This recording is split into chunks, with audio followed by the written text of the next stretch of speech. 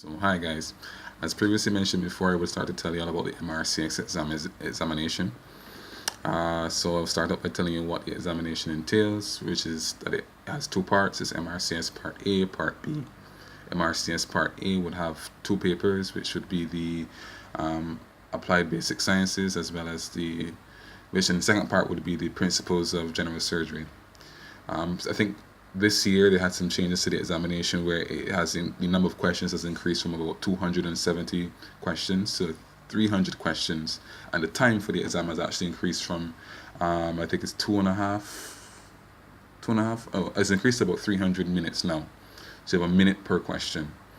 Before, the examination had 135 questions per paper, but however they have increased the examination questions for the applied basic sciences to 180 questions, and they have decreased the number of questions for the principles of general surgery to 120 questions. So that's kind of a big change there too. And they've also increased the number of anatomy questions from 45 to 7 to the range of about 45 to 75 questions, which is a large percentage of the paper. What I use to study for the MRCS Part A would be, most people suggest the emrcs.com question bank. However, I didn't like that question bank at first. I purchased it a few times, but I didn't use it. However, a lot of people suggest that it's really, really good. What I subsequently used was the British Medical Journal, which is the one examination question bank along with past tests. I actually finished the British Medical Journal question bank, and then I nearly finished the past test examination question bank. I found the BMJ, or for short, British Medical Journal, for short, BMJ, was really helpful. It was actually harder than the exam. So when I did the examination, I found that it really helped me in the exam. However, it depends on your studying style. If you find that EMRCS suits you, you can use it too, because a lot of people that I spoke to have used EMRCS. So that goes for the Part A. Part B is an OSCE, and the OSCE, depending on what region of the world you're in, you have to travel. So the OSCE consists of 20 stations, I think 2 rest stations, and 18 stations valued 10 points each.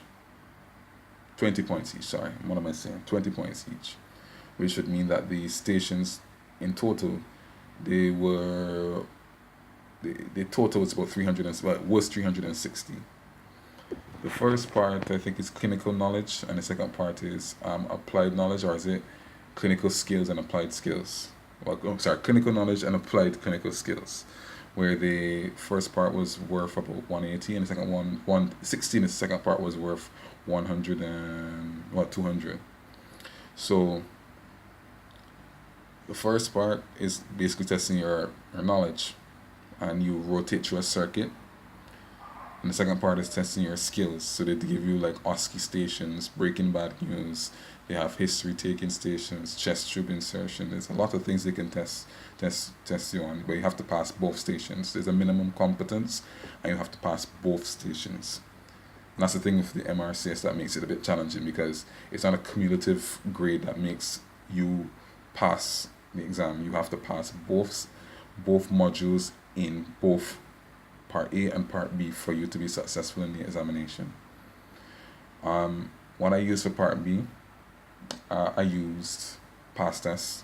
I also used past the MRCS. However, I must say, what I found was really helpful for the Part B was the Netter's anatomy, as well as the clinically oriented textbook.